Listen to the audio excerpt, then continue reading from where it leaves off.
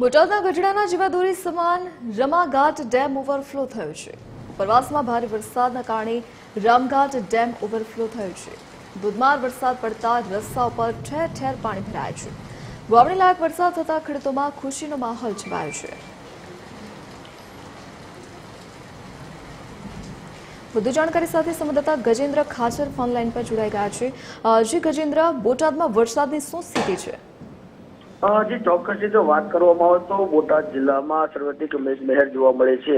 જિલ્લામાં જો વાત કરવામાં આવે તો ગઈકાલના સાંજના 5 વાગ્યાથી આજે સવારના 6 વાગ્યા સુધીમાં જિલ્લામાં સૌથી વધુ ગઢડામાં 14 ઇંચ વરસાદ નોંધાયો છે, તો બોટાદમાં 7.25 ઇંચ વરસાદ નોંધાયો છે। જો રાણપુરની વાત કરવામાં આવે તો 1.25 ઇંચ વરસાદ અને બરવાળામાં 2.5 ઇંચ વરસાદ નોંધાયો છે।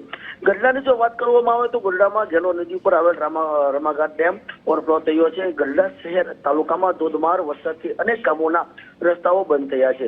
નદી નાળા ચેકડેમ છલકાયા છે। બોટાદ તાલુકાના અનેક ગામોમાં ધોધમાર વરસાદથી નદી નાળા છલકાયા છે। ત્યારે ખાસ કરીને વાત કરીએ તો બોટાદ શહેર સહિત જિલ્લામાં પંથકમાં ખૂબ જ સારો વરસાદ પડતા ખેડૂતોમાં ક્યાંક ને ક્યાંક ખુશી જોવા મળી રહી છે। જી ગજેન્દ્ર, વિગત બદલ આપનો આભાર।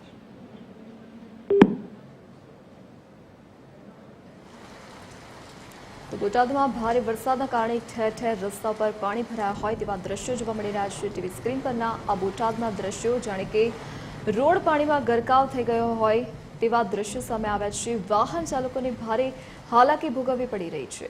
રમાઘાટ ડેમ પણ ઓવરફ્લો થયો છે। નદી નાળાઓ છલકાયા છે, તો ઉપરવાસમાં પડેલા ભારે વરસાદને પગલે તમામ જગ્યા પર નવા નીરની આવક જોવા મળી રહી છે અને રસ્તાઓ પર પાણીમાં ગરકાવ થતા લોકોને ભારે હાલાકી પડી રહી છે।